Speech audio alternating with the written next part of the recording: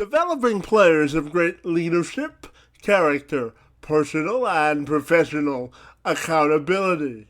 When you ask Andrew Heath what gets him out of bed every morning and motivated to go to work, it's the fact that he gets the chance to mentor kids in the game of basketball and in the game of life, regardless of the fact of whether they go pro or not. As a professional coach, he has helped develop players both internationally and domestically, and he aims to use his extensive experience to help athletes everywhere succeed in achieving their goals both on and off the court.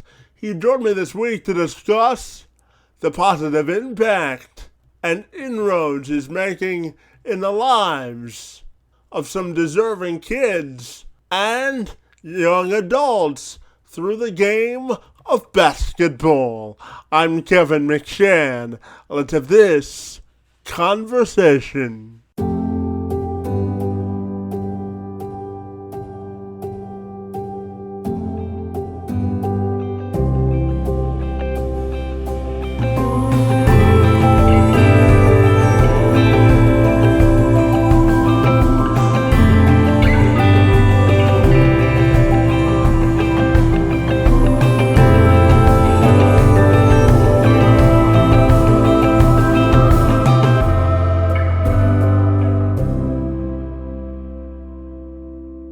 Andrew, if you're ready, I'll welcome you to the program, and I'm super excited to learn how you help young people get inspired through basketball and education. Great to be with you, and thanks for being here this afternoon. It's most appreciated. Yeah, no, appreciate it, man. I'm excited to jump into the conversation and looking forward to see what we're going to talk about. Yeah, absolutely. So I wanted to start today's conversation by sort of giving you a chance to give me just a 360-degree view of your life in basketball, playing overseas, and I know you spent some time in the coaching ranks as well. So I'm curious if you could let me in on that, buddy. Yeah. So originally from the East Coast of the United States, was born and raised in Connecticut, grew up playing a bunch of sports, but basketball was kind of the main focus towards like my high school career. High school, I played soccer and basketball, had the opportunity, to go to Emmanuel College and played basketball, and I actually ran track there. And then funny enough, I actually was a better track athlete in college than I was basketball. But just always had a love for it. After college, it's funny enough, I never thought I was going to be a coach. I really didn't think that was going to be my thing. Started just doing it like part time, just on the side for like some side cash, and it was never the personal coach training industry wasn't as big now as it was back then. So it wasn't even a thought to like make this a career or anything. But I actually started working with my assistant college coach, where we were doing that, coaching AAU teams, doing some training. Was trying to get into college coaching, decided to go back and get my master's in sports management. Did that for 2 years, and then after that, had an opportunity to go to China to coach and work for the NBA. So I spent 3 years in Beijing, China, working for the NBA Yao Basketball Club, and then I was also playing for this team called the Beijing Panthers, and we played in different tournaments, whether it be like a wild ball tournament, NBL, there's a DBL league we played in, Sunday Sunset, so different leagues we played around, was able to make some money doing that. Lucky enough to meet my fiance out there, so I met her, at the time she was my girlfriend obviously. Decided to move to Oakland, California together. Been here for 3 years. And in that time, I started Andrew Heath basketball, where I train everybody from like 4-year-old kids up until professional players, and even just some older like businessmen and women. And then have had opportunities to host international camps. I've done one in Australia, Mexico, Hong Kong, And then before COVID hit and got crazy, I was planning on going to Europe and doing some things over there too. So hopefully once this all calms down, I'm able to travel. I'll be back overseas doing some more work. Yeah, I think we're all ready for a little bit of normalcy, huh? Yeah. No, I agree. It's about time. Yeah, of course. Now, just before I ask you about your basketball coaching and training, I'm curious to ask you also about the impact that having the opportunity to coach overseas had on you, buddy, personally. What did you learn about yourself, the game of basketball, from an international perspective? What did you like most about the experience? I think first it was just eye-opening to see how widespread the game of basketball is and how many people it touches around the world. I think definitely in America we kind of have horse blinders on when it comes to a lot of things, but definitely I think for sports we don't realize how widespread and how big the game of basketball and then in particular the NBA is. The Chinese community out there in China loved the sport. They would build courts. It seemed like overnight. They would host events. They would bring in NBA players to do different things. I think that was just seeing the scope and just seeing how it's growing internationally. And I think we are kind of seeing that in the NBA and also at the college ranks, just more and more international players coming over. And now you can even argue that we have Giannis, who is an MVP caliber player, and then we have Luka Doncic, who might be the next star or face of the league. And then I think personally, I learned, I think from coaching on the court, there was definitely a language barrier. So there's a lot of just body language and, almost just like mimicking and copycat. So being able to coach the game with not being able to speak the game. How do I show different skill sets? How do I show offensive or defensive strategies without being able to actually voice it and tell you that? And then I think just from a personal level off the court, just being comfortable with being uncomfortable. I think being overseas, a lot of times you're not in your ideal situation. You're not going to have everything that you're used to back home. So how do you make it work? How do you make the best out of the situation if you're not in your ideal surrounding? But I think, it was definitely something that I loved, and I think an irreplaceable experience for sure. Absolutely. I'm curious also, just quickly to ask you, what was your favorite food while you were over there overseas, bud? Because, I'm a big foodie, so I'm just curious. Yeah. Personally, I'd never had hot pot before I went to Asia. And so now being back in the States, I kind of look for hot pot spots whenever I can. For those that aren't familiar with it, basically you have this big boiling thing of water. You add different spices and vegetables to it, and then they have thinly sliced meat that you dip into the water. And the water can be different flavors. It can be spicy. They've had mushroom or vegetable flavors. So that really put me onto it. And then just the street food, just like street barbecue. They have really cool, just hole in the wall street barbecue spots. You stop and get some grilled chicken or steak on a stick, and it's pretty cheap too, so you can spend not that much money and have a pretty big meal. So it's pretty nice. Cheap and free, my two favorite words in the English language, right?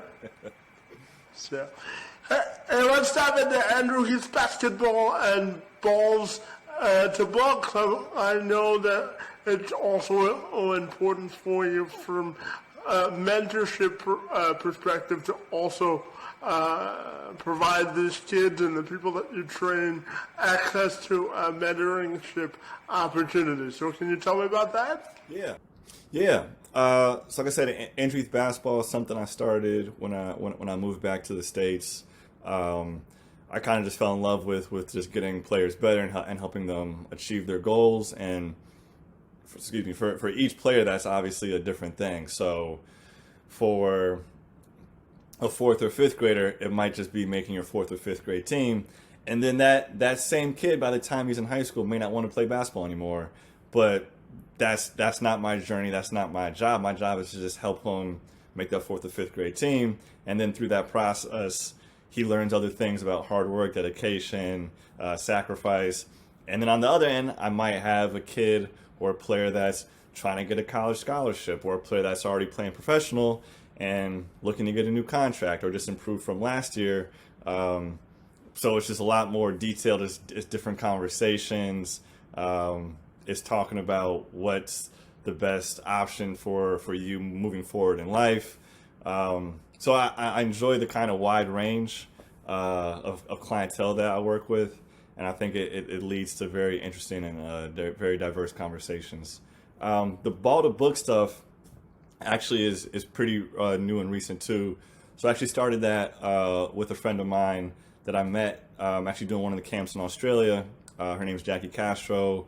She's currently playing in Mexico. She's also part of the Mexican national team.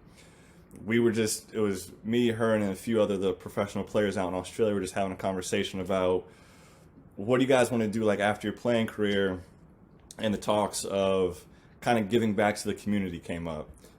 So Ball to Books is a nonprofit initiative to basically give resources and school supplies to under-resourced communities and schools.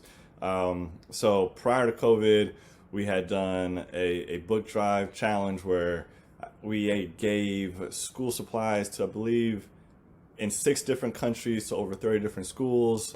We hosted 2 free basketball clinics, one here in the Bay Area, one in Mexico. We've done Black History Month profile highlights. We've done Hispanic Heritage Month highlights, highlighting different individuals during those months. We've created free workouts that people can see online on our YouTube page. So it's really just giving access to people and kids that may not have access that other kids have. And we're hoping, same thing as with everything else, once COVID kind of dies down, we'll be able to do more in-person stuff and kind of get some more book drives and school supply donations going.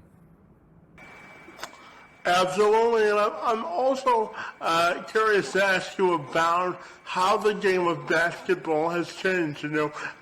Players like Stephen Curry have certainly had a big impact on the way the game is presented now, with more spacing, and the three-point shot is more prevalent than ever. So the question is, how do you think training for basketball has changed? I know that you're big on teaching the fundamentals, but I'm curious to ask you, how do you think the game has changed? Yeah, it definitely has changed, and I think for the good, for the better, for worse in some moments. Definitely, people are putting up a lot more threes than ever before. When I was playing in college, I remember my coach even pulled me aside because I was kind of like the point guard, shooting guard, combo guard. He was like, you don't have to shoot just threes. You can shoot other shots. Get to the basket, shoot mid range. Now there are players that just shoot threes. There are players that take more 3-point attempts than they do any other shot. So maybe I was just born a little bit too early. I think I would have thrived more now in today's game. But I think that's it's made a more, I guess, high scoring, up and down game. I think at least the NBA level, they don't run as many sets. It's a lot more pick and roll and finding mismatches, which is fine. But then I think when you trickle it down, teaching the game is just a little bit different. And then specifically from, I guess, like a coaching or player development or like a one-on-one perspective, I think players, especially with social media, guys get too caught up in the fancy stuff or like the flash. So I love when coaches or players or trainers kind of hone in on or highlight just the fundamentals. So I was actually recently watching a Jeremy Lin workout yesterday, actually, and they were just doing one dribble pull-ups. Like nothing fancy, just coming off the screen, one dribble, shoot a pull-up jump shot, and they were focusing on his ball placement just off that one dribble. Is it outside your frame? Is it inside your frame? How quick is it getting into your shooting pocket? Which I think is important. I think guys see highlights, they see somebody do some crazy Euro, spin move, whatever, which does happen. I'm not saying that stuff is never used or it's not important, but if I just ask you, hey, you get 20 pull-up jump shots, how many can you make? Or, hey, I just need you to go in the game, run this set. Can you do that? It's great you can do this fancy thing. And I've seen kids who look great in workouts and drills and can do all this stuff, and then they get in the game, and either they don't do any of that stuff, or they just can't do the basic simple stuff. So I definitely think with my sessions, I try to focus on the basic things. We definitely will touch on some more advanced stuff, but let's make sure we have like mastered and perfected the fundamentals first. And how do you think your experience as a player helps you as a trainer in the sense of relating to the players and kids that you would train? Yeah, no, I think my experience in particular is pretty good. And I can relate to like a wide range. Because I think personally, I've kind of experienced every part of the game. I've been the best player on teams. I've been the worst player on teams. I've gotten all the playing time. I've been fighting to get off the bench. I've been on very good teams. I've been on very bad teams. I've been the best player on a bad team. I've been the worst player on a good team. So I think talking to different players, different parts of their career, I'm able to relate. I kind of know what they're going through. And then I think definitely for the players that are playing overseas, I know what it's like to walk in a gym and none of your teammates speak the same language as you. I know what it's like after the game you just played, you're looking for a post-game meal. Where do you go? So I can kind of relate to that, talk, joke about that stuff. I've even helped players just like read through contracts. Okay, cool. Like, I don't think this is the best situation for you, but it's just at the end of the day, it's your decision. But here's just my 2 cents. So yeah, no, I think that helps. And then I think when I'm training the little kids too, it's about fun. I think a lot of parents and coaches and players kind of forget that sometimes. Like if you're working with a 2nd or 3rd grade kid, just have fun with them. I mean, teach the game, make it competitive, but you shouldn't be like pressuring the kid to make the NBA when they're like 7 or 8 years old. So still find that enjoyment in the game. Absolutely, you gotta find enjoyment in life, especially with the climate we're living in. But my next question for you, Andrew, I'm curious if you think that post-play has sort of become a dinosaur in the NBA, because, not a lot of teams today look for like the true center or power forward. You have to be able to have some range, and the back to the basket game has sort of found a way to the back of what we teach in a basketball gym. So I'm just curious to get your thoughts there as well. Yeah, no, I definitely do think, definitely at the NBA level, you don't see a lot of post game. You don't see a lot of back to the basket players. And I think it's a bunch of things contribute to that. I think one of them, as with any sport or almost any industry, it's kind of a copycat league, or just a copycat just to wait. So if one team or company is successful at something, other teams tend to mimic it, right? So if there's a big three, other teams look to get a big three. There was a time period where it was like you need 2 dominant post players. Teams try to get 2 dominant post players. When Michael Jordan was playing, like the 2 guards ruled the league. So every team tried to get like a go-to 2 guard. I think now the game's very spread out. To that point about the bigs, more bigs are more versatile now. So those same 6'9", 6'10", 6'11 guys aren't playing down low, but they are knocking down threes. I will give them credit. They are knocking down their shots. They can't handle the ball. They can't facilitate. So it could be now, where we might just see, each team just has one big guy who kind of is a Rudy Gobert type of big, like there's really no back to the game. They're back to the basket game, but they could run the floor rim to rim. They get offensive rebounds, lobs, And then the way today's game's played, you can get 14 to 20 points just off of doing that. But yeah, I think the days of throwing it into like an Olajuwon or a Shaq or David Robinson may not be that. We may not see it again. And even the guys that do kind of do it still, like Jokic or Embiid, they're out on the perimeter a good portion of the game too. So yeah, it's interesting. I think the game's developing, and I don't think it's going to stop anytime soon. I do think if we do get another big bruiser that is dominant, if there's some guy that comes in the league that's between 6'11" and like 7'3", that's like, I'm not going outside the paint, and that team's winning, you're going to see other teams that have to draft players and trade for players to guard that guy, which then leads to them having to create their offense kind of in a similar way as well too. So who knows? Maybe there's a big guy coming in the next couple of years that's going to flip the switch. Yeah, I think diversity is the spice of life in basketball and in life. The more you can do, the longer you stick around, right? Exactly.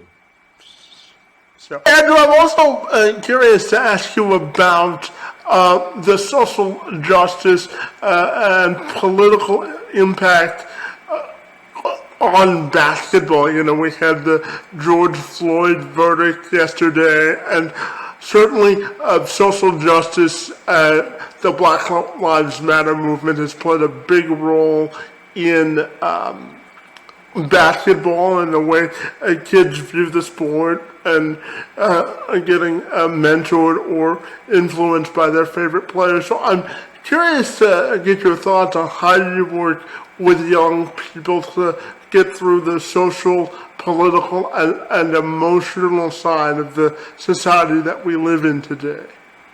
No, I appreciate the question. I think you can't run from it, and I think in the past, society has tried to throw it under the rug or not talk about it, or you kind of like separate sports from politics or sports just from like everyday life. So I think it's something you have to talk about. And then as a person of color too, it's something that's affected me. So I know I need to find my outlets to talk about it, and not let it affect what I'm doing day to day. And then talk about it with the kids. Don't be afraid to bring it up. I think that's how we fix situations. I think that's how we teach the next generation. We have to talk to them about it. We have to show them right from wrong. And I think the current sport leagues, at least in basketball, are doing a great job. I think the NBA, WNBA have been on the forefront of stuff. You're starting to see the MLB coming into play and like postponing games and setting out. There are other sport leagues that I don't think do a great job at it. But you're starting to see a more collective unit and a community move forward with it. And yeah, no, I think it's a double-edged sword, because there's a long way to go. And even yesterday after the verdict, there were still more shootings and killings that popped up in the news. So it is frustrating many times, and it does affect your mood and kind of mental space. But it is encouraging seeing more people come together from all walks of life, from all different races, and acknowledging the problem that needs to be fixed. Yeah, I'm just curious, what was your initial reaction when you heard the verdict yesterday? It was all emotions. I was happy that he was found guilty on all charges. But then yeah, there was a feeling of like, is it going to happen? You know, there was a feeling of suspense, just because historically that most people in that situation have gotten off clean or gotten off with like a slap on the wrist. And I think that's just the start. We need to continue to convict bad cops. You know, it's if you murder someone in cold blood, it shouldn't be a question. And even the trial leading up to it, it's like, they said it moved so quick, but it's still like, why do we need to discuss a 9-minute murder video? Like it's in plain sight. Why is there a discussion? So mixed emotions, happy with the outcome, but there's still a lot of work that needs to be done. Yeah, absolutely. And let's spin this back to basketball. I'm also wanting to ask you about the college one and done rule and what you think about that and how it affects not only the quality of college basketball and kids' ability to get a quality education as well. It's very interesting because more players are experimenting with other options if their goal is to play professional basketball. So you see a lot of guys, or a lot of guys are starting to do like the LaMelo Ball route. I call it the Brandon Jennings route because he's my age. He was the first person I saw did it. He went to Italy instead of going to college. He went there for a year, came back, got drafted by the Bucks, had a pretty decent NBA career. The G League just started their G League team, which basically like the elite of the elite players coming out of high school can join their program, get paid while they're playing for that first year, then go to the NBA. For the guys that still do want to go to college, I think it's a okay rule. I think we just need to compensate the players for what they're doing. I think that's the bigger issue, because there is a legitimate argument, and just like with football, some guys need that year to mature, right? It's great seeing the guys that come out and can translate right away, but some guys just need to mature, whether it's emotionally, whether it's on the court physically, your skill set. So that year of college does help. And then not every player is good enough to play on the G League team, or not every player is good enough to go overseas. So some guys do need a year or two of college just to kind of grow up in all aspects.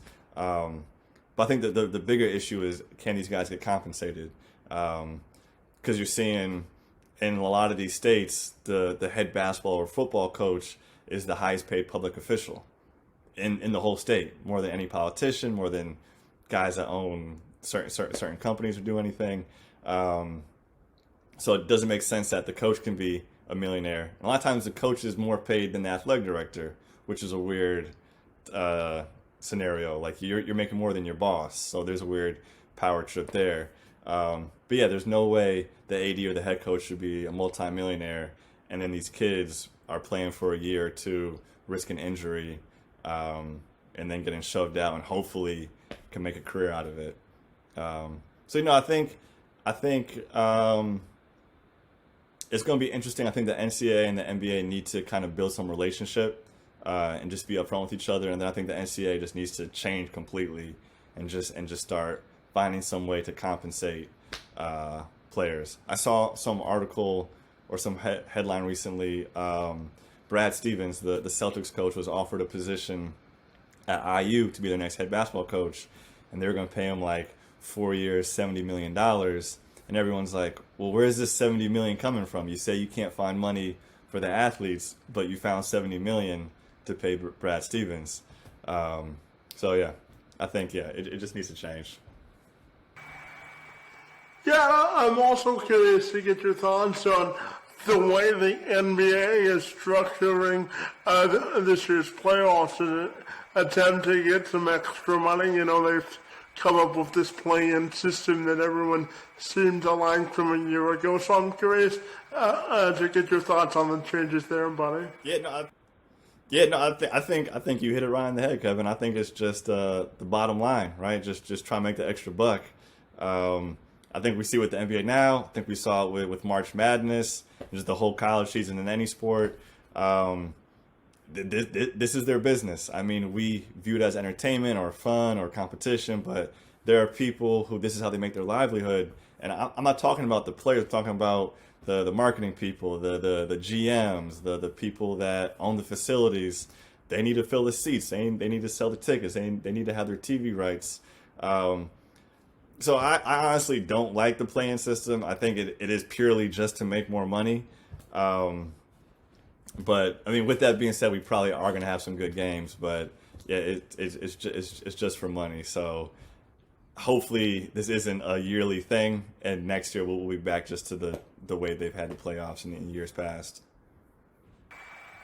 Follow the money, Andrew. Always follow the money, buddy.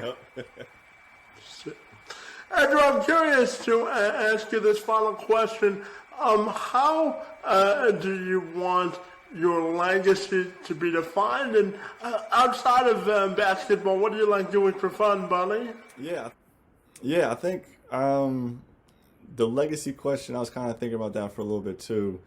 I always say I just want to use up my own potential. And I say that to a lot of the kids I work with. Reach your potential, right? So if we're just being honest, not everybody can be LeBron James. Not everybody can be Steph Curry.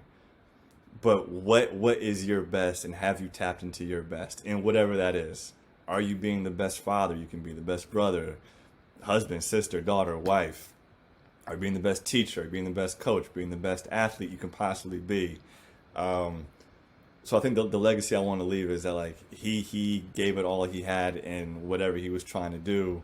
And then it would be nice, to hear that he was a pretty good coach or a pretty good player or a pretty good guy. But I definitely want to tap into all the potential I have. And then just make the people that I care about and hopefully they care about me proud. Making my parents proud, my sister, my fiance, my close friends. Just hoping that I'm a good person to them. I guess it's a few things. One, no one really does this anymore, but I like just listening to music. So I actually have a record player here. I got like a few records. If I don't have the record, I'll just Bluetooth it. Just put on some music, maybe sit back, just listen to it for a little bit.